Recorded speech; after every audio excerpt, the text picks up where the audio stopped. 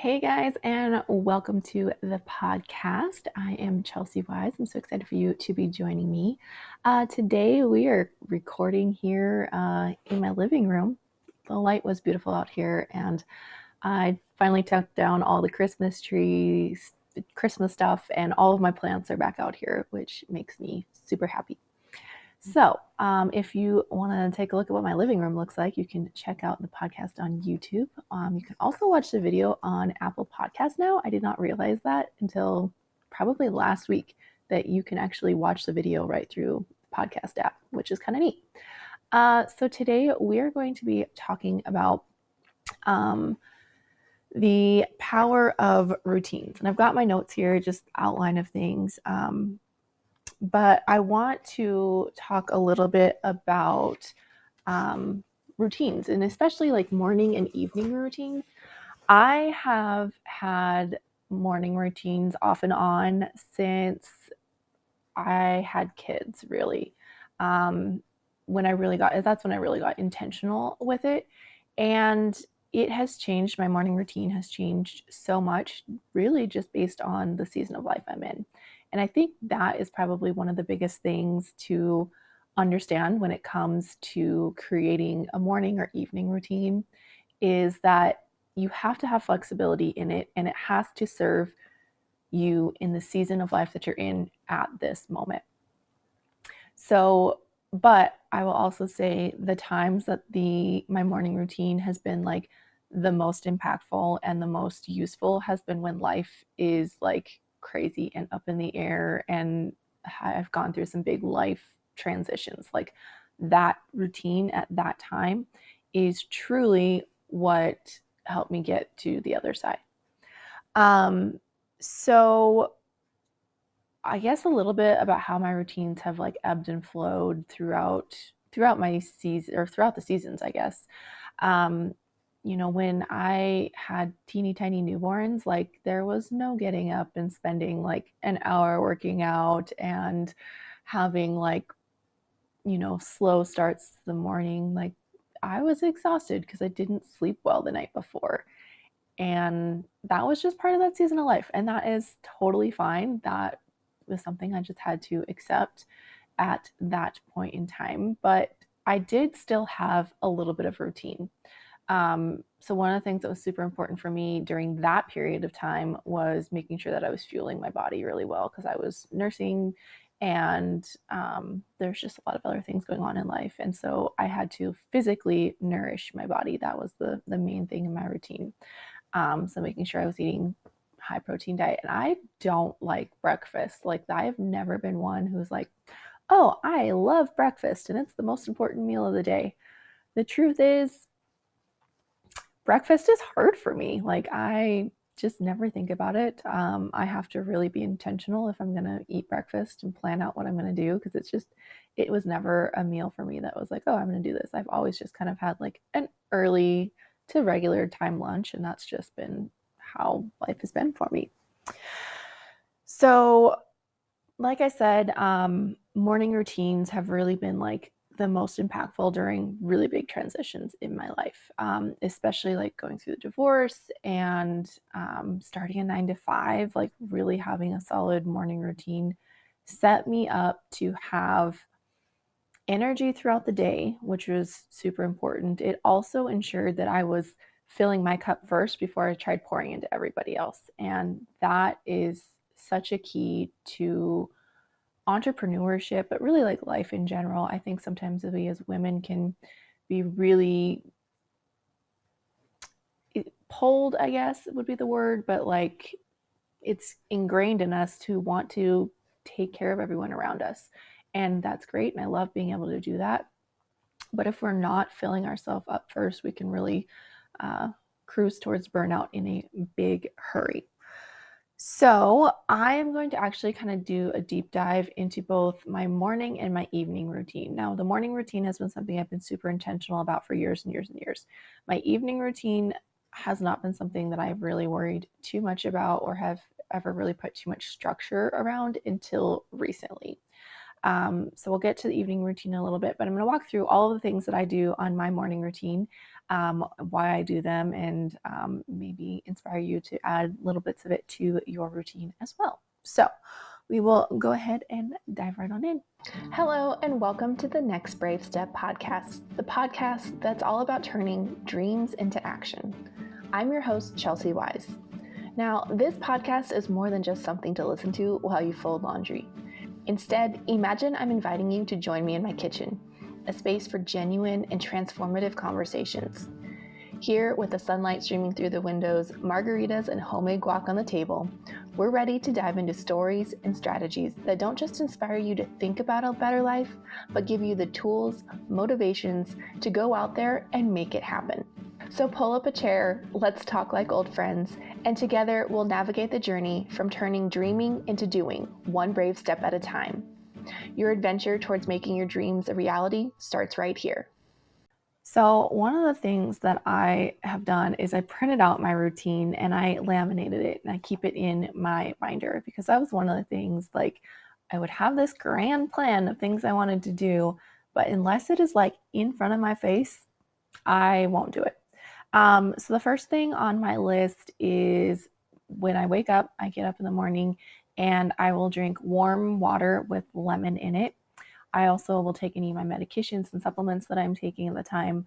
For me, doing that first thing in the morning is was the only consistent thing in my life for a long time.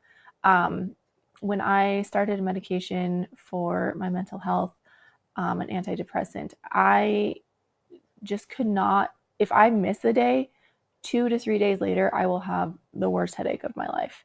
And I'm on a relatively low dosage of it, but my body is just very sensitive to it. And if I miss a day, I pay a price. So I have to be consistent with this medication. And so drinking it with that warm lemon water really helps to just kind of jumpstart like my day. I've also been taking elderberry syrup with it. I was doing elderberry sea moss for a little bit, but I ran out of that. So I'm just doing the elderberry syrup right now. I also take vitamin D and B12 along with a multivitamin in the morning. So that's the first thing. I've got this cute little glass mug that I use every single morning, and that's what I do right away. The next thing that I will do is I will come sit down on my big comfy couch and grab my notebook, and I will just start journaling. So I try to journal, I think, like I shoot for 3 pages, but if I get a full page in and it feels like I made good progress, then like that was like a release of all of the like ideas or worries or to-do list things that are rolling around inside my brain, then I will let it go. But otherwise, it try to fill about 3 pages worth of journaling. And it is very often just stream of consciousness or notes to myself for to-do lists, but getting it out on paper and not typing it out, because for a while there I was just like typing it. But there's definitely something therapeutic for me to actually journal all of these things out. And don't put my notebook away just yet after I journal. After that, I will go into my gratitude practice. So I read the book Magic by the book The Secret, like that part of that whole collection, which was essentially a 28-day like gratitude practice. And one of the things that you did every single day during this was to list out 10 things that you are grateful for. It could be really big things. It could be tiny little things, just little moments. But you didn't just list it out, you listed it out and you really felt the gratitude in your body. So where did you feel the warm fuzzies or the tinglies or whatever that feels like in your body? You had to feel this physical sensation in your body. And then you would say, thank you, thank you, thank you, after you felt that sensation of gratitude. And I've continued that practice.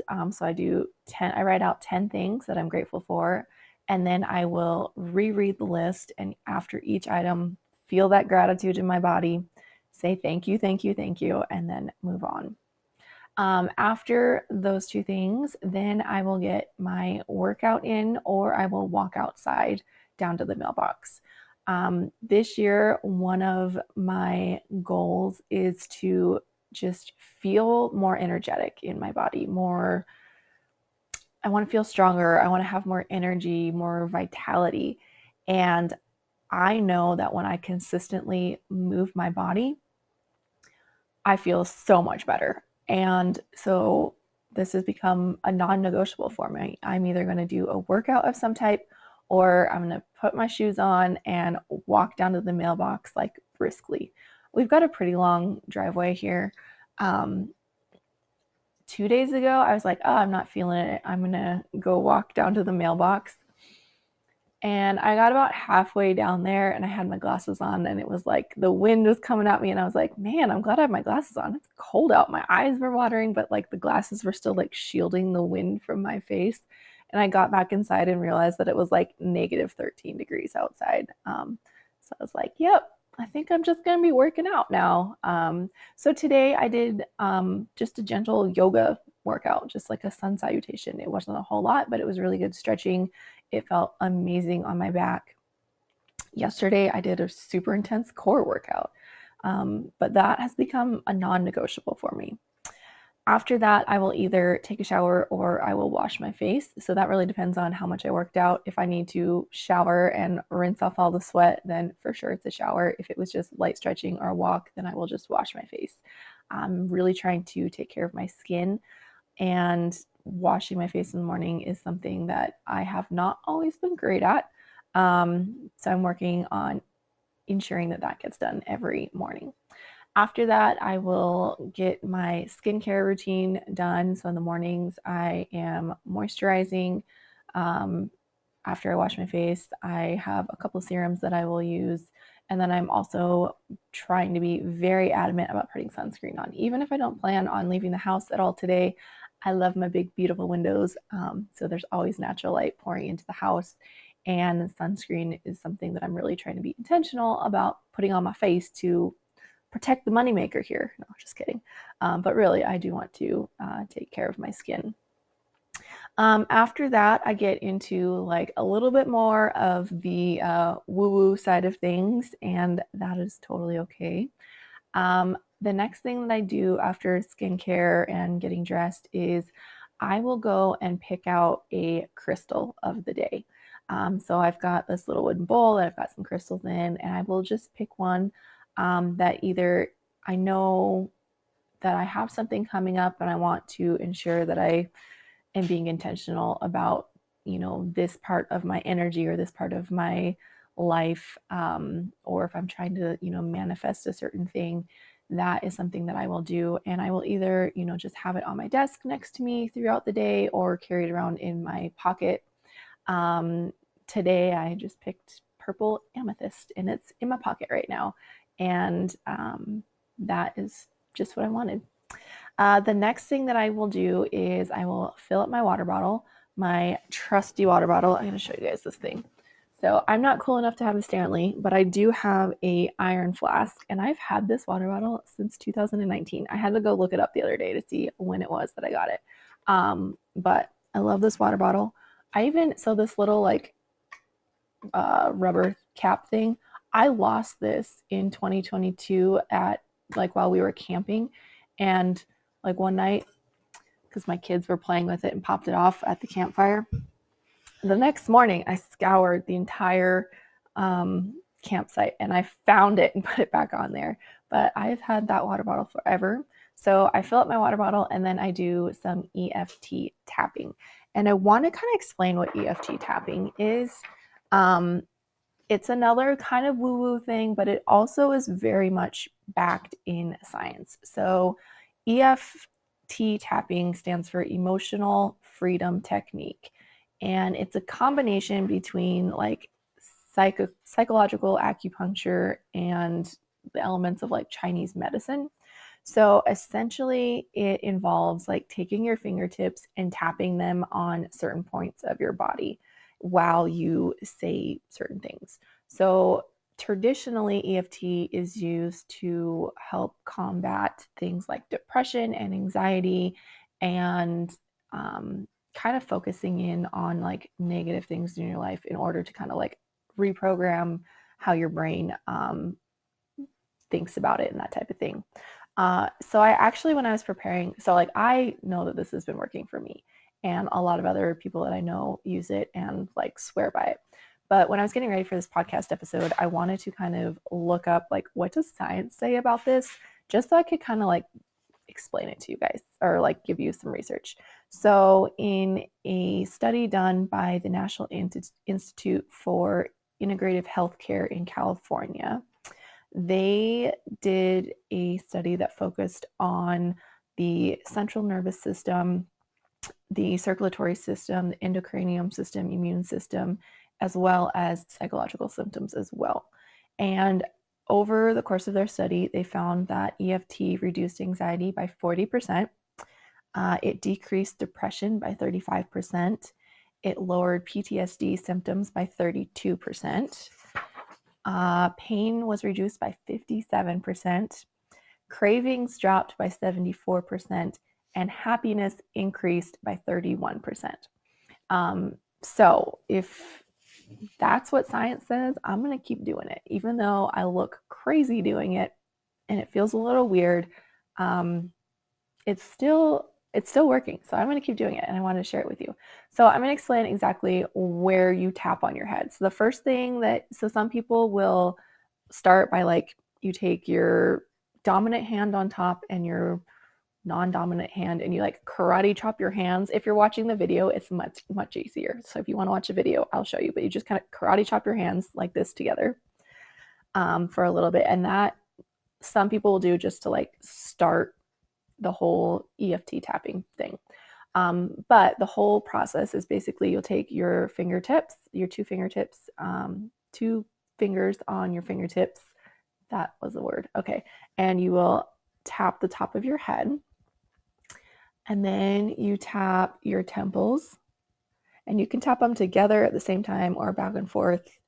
It really doesn't matter. And the pressure is like essentially like if you're like tapping someone on the shoulder and you want to like get around them, like if they're like at a concert or something and you need to like get past them, like, hey, excuse me, like that's the amount of pressure that you would want to do.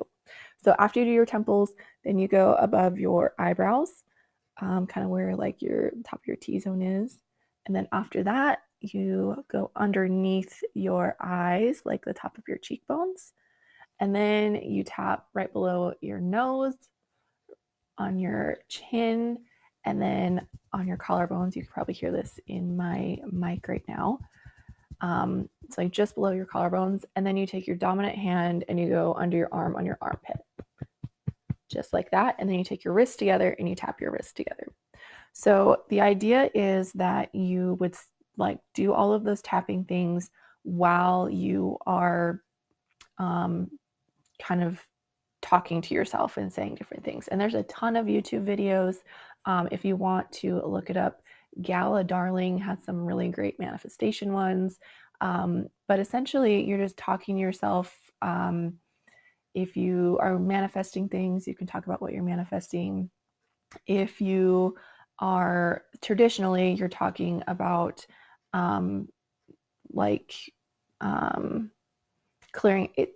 You're talking about like anything that you're having troubles with. Like sometimes I feel depressed and I don't love the way that I'm feeling, but I know that today it's not forever. This feeling is going to pass, and tomorrow I'm going to feel better. So instead of dwelling on feeling crappy right now, I'm going to go and work on finding something that I can do to make myself happier right now. Because I know that if I can focus on doing something happier, I'm going to feel happier. And that's basically what you do. You do the whole thing over and over again. And you can say the same words, you can change the words. I tend to use it mostly for manifestation. Like I said, I read the book The Secret and the magic and all of that. So I'm very much into the manifestation side of things and putting out, what I want to attract.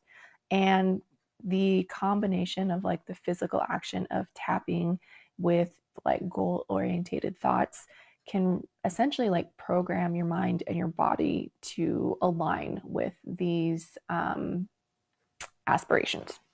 So that is what I use tapping for.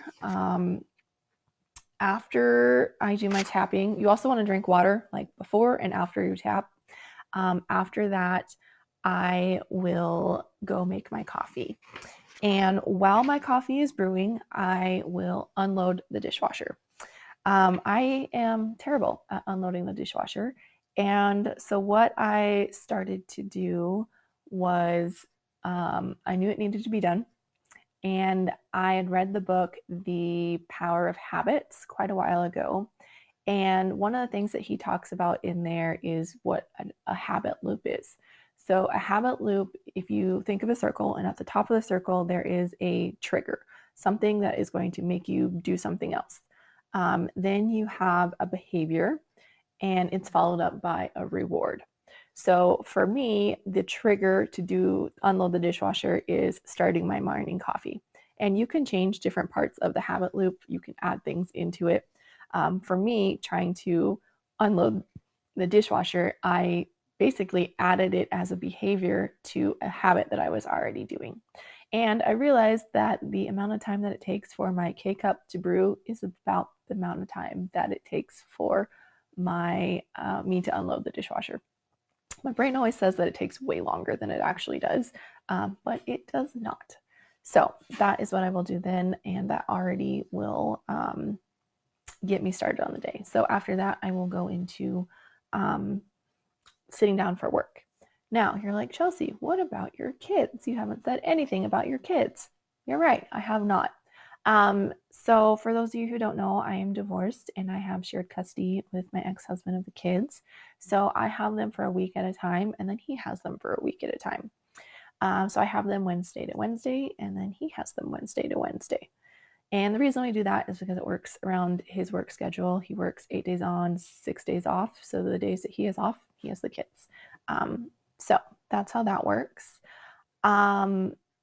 The way that it works with the kids is the kids ride the bus. So when they are in school, I will get up and I will do my lemon water, the journaling, my gratitude, and my workout before I get kids up for bed. So, or get kids out of bed and up for school. So I have to have all of that done by 6:45 in the morning. I do try to keep my workouts about 30 minutes. That just ends up being like the sweet spot for me. I don't go to a gym. I do work out at home. I live out in the country. It's like a 15-minute, 20-minute drive into town. Add on like warming up my car and getting into town, getting to the gym, getting back. I would be having to get up at like 4 o'clock in the morning in order to get in and get back before the kids needed to get up for the morning. Also, I didn't want to leave the kids home alone during that time. So I work out at home and I really enjoy that. After I get them on the bus, then I will go into shower, face wash, skincare, all of the things. So that's where the kids work into it. In the summers when they're not in school, so both my kids are in school right now. When they're not in school, they kind of just get up as they want to. Both of my kids love to sleep in. They are not super early risers if they do not have to. So I will generally get all of these done. I still stick to the same timeline, trying to get my workout done by 7 a.m. I will say when the kids are at their dad's house in the wintertime, I do tend to sleep in a little bit later. And that is because it is so dark out here.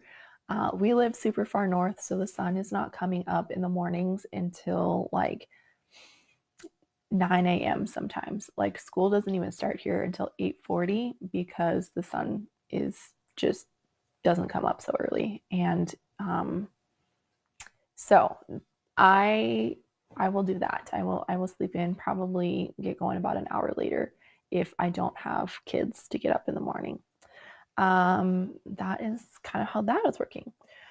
So hopefully you can take a little bit of some things from my morning routine if it works for you. You don't have to take as much time to do those things if you don't want to. I really do think that it is important to incorporate some type of gratitude into your morning. It is so easy to just start off the day on the wrong foot and just be crabby and that really does set the tone for the rest of your day. But when you can start the day off with gratitude, and I mean like truly feeling that gratitude inside your body, it's a lot easier to let things roll off of your back if you stub your toe or if something doesn't go wrong, if you started the day off right. If you started off in a crabby mood, it's pretty easy for that mood to snowball. So you could do a gratitude practice. You can write it down. You can lay in bed and hit snooze. And while that snooze is going off, do your gratitude like first thing in the morning, as soon as you get out of bed or wake up before you even get out of bed. I have done that during seasons of my life as well. But yeah, that is kind of how my morning routine looks. There's definitely some more woo-woo things in it, but I really enjoy the way that it makes me feel and it's working well for me. So give it a try. If you've never tried EFT tapping before, go look it up on YouTube. Do it in your room without anyone watching because you're going to feel really silly doing it. But there's some pretty awesome results that people have gotten from it. So that is my morning routine. I did ask for some listener questions on Instagram before I recorded this episode. And one of the questions that I got is, how do you stay motivated to follow your morning routine, especially during challenging days? And I took some time to kind of think about this. And I think it really comes down to a few things. First of all, you have to remember why you're doing it. And your why is going to be totally different than anyone else's why. For me, doing a morning routine really sets the tone for my day. And I think that's going to be true for anyone. But I do like that it builds self-discipline and consistency. And it also helps me to like remove any mental clutter and just find clarity before I start the day. I also love that it's like pouring into myself before I go out there and serve others, whether I am serving my family or my relationship or in my business. Filling my own cup up first has been so, so important. The next thing that I would suggest doing is that you visualize the benefits of doing your morning routine. So what are you really going to gain by consistently showing up and doing these things that you said you wanted to do, right? That's the thing about a morning routine. You have to pick what works for you and not just follow the exact list that I'm doing or that somebody else is doing. Because if it's not giving the benefits that you need for you in this season, what's the point? So develop a routine that's going to work out well for you in whatever stage of life you're in, whether you're in the newborn stage or you're just out of college and you know, are kind of single and, you know, have all the time in the world to do whatever you need. Or you've got school-age kids that you are like dragging out of bed by their feet in the morning to get them on the bus, or school pickups, or you have to get all this done before you go to your 9 to 5. Either way, visualize what the benefits are going to be. You also want to make sure that you're setting really realistic expectations for yourself. If you have never been a morning person, don't set your alarm for 4 o'clock in the morning and expect to just be like happy-go-lucky. Like, you're gonna have to ease yourself into some things. And, you know, if you've never ran a marathon, don't start running 4 miles a day. Like, that's not realistic. Maybe you're just going to start building up to it and start with small steps. The other thing that you can do is to create some type of accountability. So for me, having this list that I am checking off every morning and every night is my version of accountability. If you are not sure the type of accountability that you need, I would definitely suggest checking out the book, The 4 Tendencies by Gretchen Rubin. That talks about like how you deal with expectations or deadlines and that type of thing. So do you need someone on the outside checking in on you? Can you like uphold your own expectations? There's 4 different ones. There's an upholder, an obliger, a questioner, and a rebel. I am a questioner. So as long as my brain understands the reasons why I'm doing something and the benefits of it, I can go along with it. That can be inner or outer. That can be external expectations or my own internal expectations, but I have to understand why before I can follow through on something. Um, you can check out that. She has a really great quiz on her website that you can also take to figure out if you are an upholder, obliger, questioner, or rebel, as well as a lot of really great resources to help you after you determine which one you are. The next piece of advice that I have on staying motivated to follow through on your um, morning routine is you have to be adaptable. You have to have some flexibility in what you're doing because life is always changing. Your seasons are going to change. What stage of life you're in is going to change. And you have to be able to adapt your morning routine in order to benefit you the best way possible for that season of life. Um, that's really the key to it. And I also did a poll on my Instagram stories yesterday. And I asked, like, if you have a morning routine, and there was a few different answers. One was yes, one was no, one was I tried it, or I should, and the other one was I tried it and it didn't work. In all honesty, you do have some type of morning routine. If you are doing anything semi consistent every day, whether it's showing up to work, dropping the kids off at school, or getting yourself to class, like you are getting there. And how you're getting there, there's something that's happening in order to get you there. So there's some type of routine there.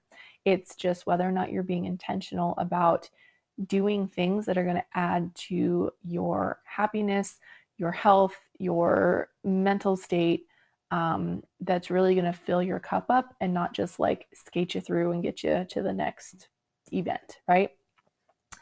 So that is my answer to how to stay motivated to starting a morning routine. You really just got to decide that you want to do it, create a routine that benefits you and that you're excited about doing, and be reasonable with your expectations. We're going to move on to nighttime routines or evening routines. Now, I have never really had a consistent, structured nighttime routine until recently ish. Like, it's still not perfect. I don't follow it every single day. But I do realize that when I do follow it, I sleep better at night.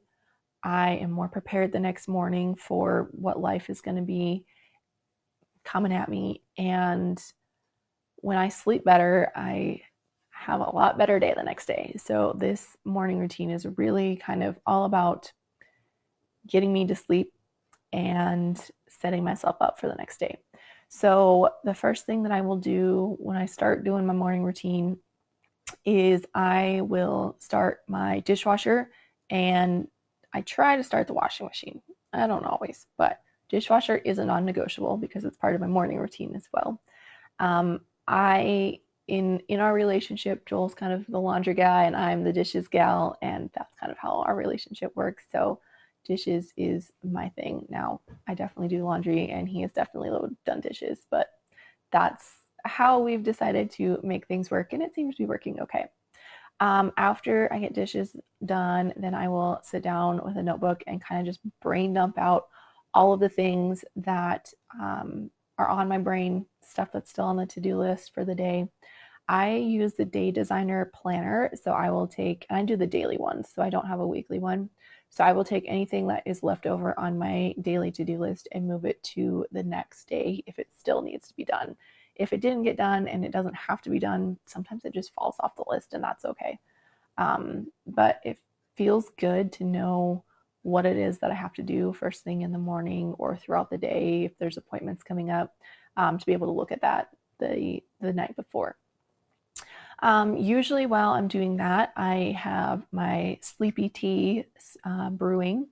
So I'm really into loose leaf teas recently. I love chamomile and lavender and a lot of, I guess, like floral and minty teas right now. So I have one that I absolutely love, which I will link in the show notes here. But I love loose leaf tea, but you can also just get sleepy time tea. But that has been something that I started probably about 2 months ago, and I really, really enjoy it. Just kind of curling up with my tea. Sometimes I'm still like drinking the tea while I'm loading the dishwasher or getting kids to bed. Other times I've got other things done and I can really just sit down on the couch or even like in bed while I read a book or something with my tea and just like decompress. It's a good little like mindfulness thing. After I do my tea, then I will also do my supplements that I'm due at nighttime as well. So I have been doing ashwagandha, I think I said that right, tincture, 2 dropper things under my tongue. And then I also have been following that up with like a pea-sized amount of honey and some pink Himalayan salt, and that is supposed to like help spike your insulin just a little bit to help get all your nighttime functions in your body rolling. And then the pink Himalayan salt has magnesium in it, and that helps to your body to produce melatonin. um, I was taking melatonin supplements for a little bit at night, and as soon as those melatonins, like the supplements, would wear off, I would be awake. So if I took melatonin, yes, it would help me fall asleep, but it wouldn't keep me asleep, even if I was doing like the extended release ones. Um, so I started kind of looking more into magnesium and how that, helps your body. And I do another magnesium thing here later on. After I do sleepy time tea and supplements, I will go wash my face. So especially if I wore makeup that day. I don't wear makeup every day. I am wearing makeup today because I'm recording. Um, so I'm not super great at washing my face at night because if I didn't wear makeup, sometimes I will let that one slide. But I'm trying to be better at it. It's on my list. Then I will go in and do my evening skincare. That's when I'm going to be doing things like retinol, anything else that I don't want to use in the sunlight, I will use at night. So retinol and vitamin C I do at night as well. And then hyaluronic acid. One thing I will say, if you do anything that has a hyaluronic acid, that's supposed to be really great for moisturizing. Our up here in the north, like it's cold, so our heaters are running all the time, and I'm not really great at filling my humidifier, so my house is super dry. Um, but one of the things that I was having an issue with is I was using hyaluronic acid and my face still felt really dry. And I realized that for me, what I ended up doing was using a like water spray. That's literally just like canned water in an aerosol can and spraying that on it, because hyaluronic acid tends to like soak up water.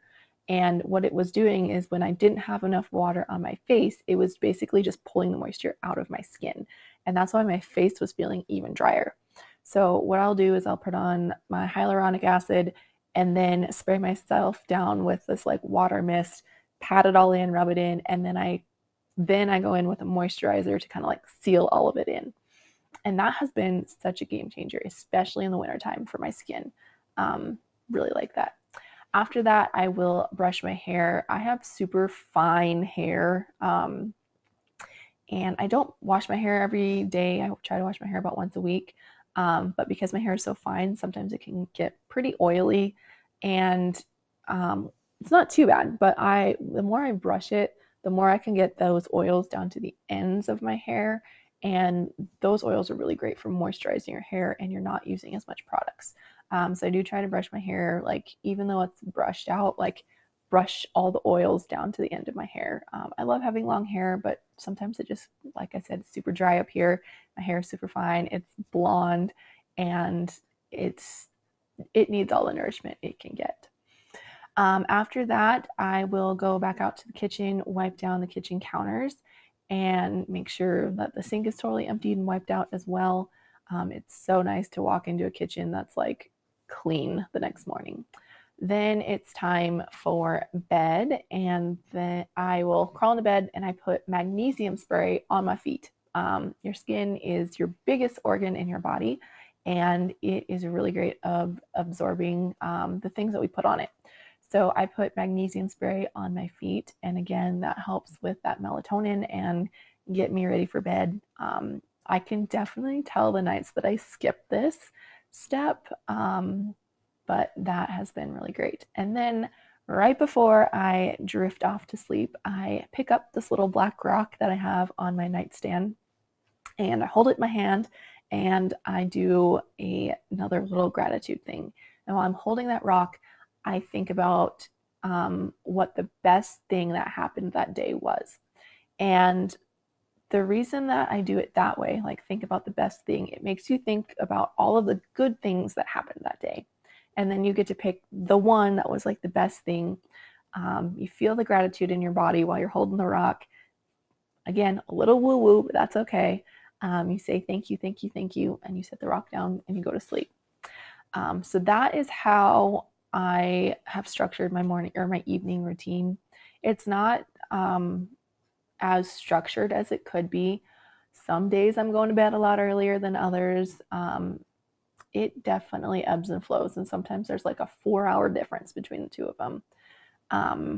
I should be better at being very consistent on when it is, but my days don't look the same. Sometimes I have things going on a lot later in the evenings, and other days, like I'm just ready for bed a lot earlier. So that's how my evening routine is looking. I'm going to go back to some listener questions that we had. One of the questions was, what do you recommend for someone struggling to establish an evening routine? The first thing, like this is kind of the same with morning. You have to pick things that are going to benefit you for this season in life.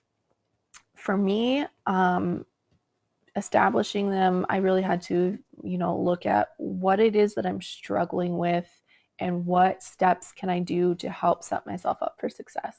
So I was really struggling with sleep, and you'll notice that a lot of the things on my to-do list are helping me get to sleep at night. Another thing that I'm really trying hard not to do is pick up my phone and scroll on my phone after I go to bed. So as soon as I do that gratitude rock, that phone goes down and I'm trying not to pick it up. Now, I will say right now, I struggle with that on the nights that Joel is working nights, because all of a sudden my house is a lot louder at night when I'm here by myself in the dark. But so sometimes I will end up scrolling, kind of like ease my mind on things, take my mind off of stuff. But I have started doing this number game where you like slide the numbers across. I think it's called 1024 or something like that. I like that because there's only like one ad that comes up at the beginning. I'm not consuming content or social media. And it's boring enough that it will put me to sleep. That is good, but I do have a really high score on that game. So that's something that I've done. But back to, struggling to establish an evening routine. Pick things that are going to help set you up for success the next day, that are going to tackle some of the problems maybe you are facing in the evening, and that are, you enjoy doing. The next thing that I would say is, for me, I had to have some type of accountability, and that was writing down my list. So I printed this out on a piece of paper. I've got my morning routine on one side and my evening routine on the other side, and then I laminated it. And I will take a wet erase marker and mark it off as I go. And that has been a game changer for me. So this is either in my planner or it's on the counter. But I will just go through, okay, which one have I not done? Check it off as I go. I don't get everything checked off all the time, but this has definitely been a game changer for me. The next question is, how do you balance routines when unexpected things show up, like a sick kid or a work emergency? You just have to be adaptive to it. You have to not be so rigid to it. Your life is, your kids and work sometimes are going to have to take priority over, this structured routine that you've created. Routines, the best thing I can say about them is that you want to strive for consistency with them and not perfection. Very often especially me, maybe you fall into this as well, I will um, fall into the trap of confusing perfection and consistency. So, what I mean by this is that consistency is showing up um, 20 days out of the month. Perfection is quitting after 10 days because you didn't do it on day 11 and you've only shown up 10 days perfectly in a row. Um, Consistency is showing up even when you didn't show up the day before to do the thing that you want to do. So just have some grace with yourself. Kids are going to get sick. You're not going to sleep well the night before. You're not going to go and work out. Sometimes non-negotiables become negotiable, and that's okay as long as you are willing to pick it back up once things have like sort of settled down. And if like life gets tipped upside down and you cannot complete the routine that you like started the year off with or started the month off with, and something unexpected came up, it's time to take a look at that routine and see how you can change it to fit your current situation. So yeah, that is what I have there. Let's see what other questions we had. What's the most challenging part about sticking to a routine with young children? The unexpectedness that comes with kids, it really is. The thing that I did when I had really little kids, after we were kind of done with that like brand new newborn stage, we were like sort of sleeping mostly through the night. I really got into getting up a lot earlier than my kids would ever get up in order to do the things that I needed to do to fill my cup up. And that is the only way that I got all the things done that I needed to get done before my kids were up. It was a lot harder to do those things when people were asking me to do all of the stuff for them in the morning. So getting my stuff done before they got up, it meant that I had to get up earlier and I lost out on some sleep, but I definitely gained a lot more peace, a lot more clarity. I was able to show up a lot better for my family when I did that. Any quick tips for a morning routine for someone who is not a morning person?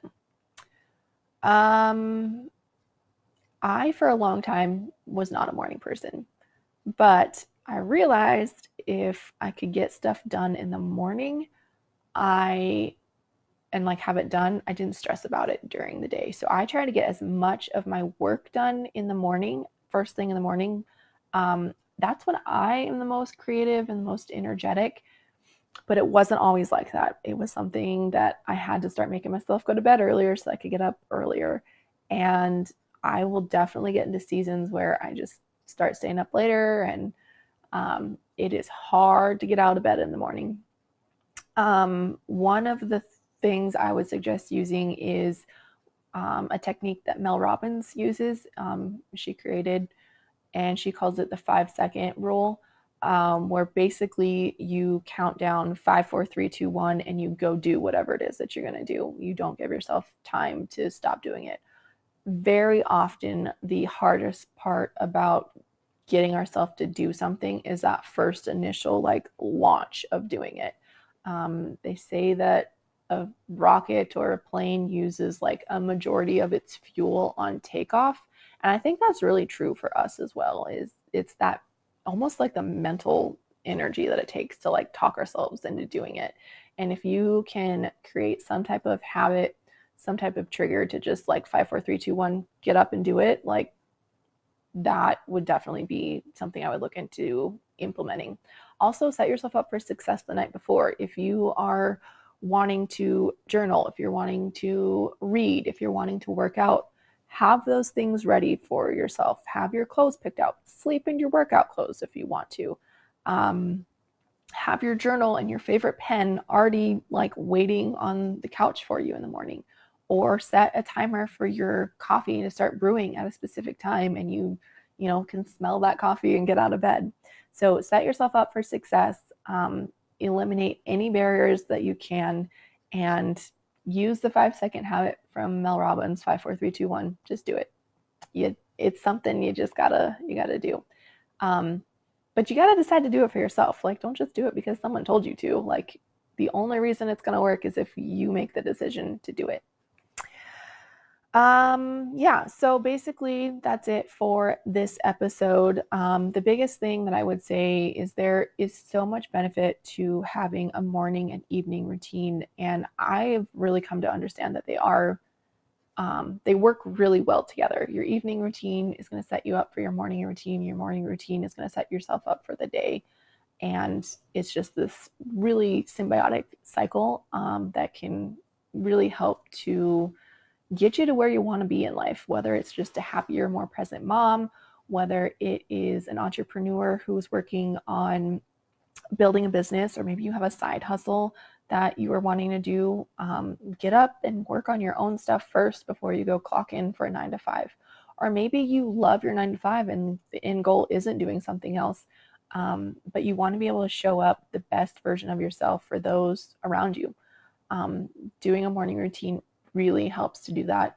And a nighttime routine helps you start your morning routine. The biggest thing I can say is pick things that you want to do that are going to serve you well in this season of life. That is really the most important, is that you create this routine that serves you the best. The next thing I would say is write it down. It really works for me to write it down. Definitely, be self-aware of the type of accountability that you need. Maybe you do need an external accountability. Find a friend who is a morning person and have them text you and be like, hey, are you up? Have you done the things that you said you're going to do? Definitely can help out with that. So yeah, I definitely encourage you. I will have a download with this episode of this exact morning routine that I do. You can download it, you can steal it. I'll have a Canva template of it. So if you want to add your own items, edit any of them, you can use that. It's a pretty cute little routine. Print it off, laminate it. It's a really great way to start your morning. But don't be afraid to try different things. Try out the EFT tapping. Try picking out a crystal, or setting intention for the day, or saying a mantra to yourself. Those are all super great things. There's a million things that you can add to your morning routine. But really the key is finding something that works really well for you and continuing to show up and do it day after day. All right, that's it for this episode. I will see you in the next one. I hope you guys have a fantastic day and that you take the next brave step towards whatever it is that you are chasing after. I hope you really are building the life that you love. All right, guys, that's it for today. I'll see you tomorrow, or next week, actually. Bye. That wraps up today's episode of The Next Brave Step. I've truly enjoyed having you join me on this journey. Here at The Next Brave Step, we don't just talk about our dreams, we take bold actions towards them every day. Stay connected by hitting that subscribe button, and dive even deeper with us by becoming part of the Next Brave Step Insiders group on Facebook. Let the insights and energy from today's conversation ignite your next brave step forward. Remember, every small step is a vital part of your incredible journey. So get out there and take that next step forward. You're never alone. I'll be right here cheering you on. I'll see you in the next episode.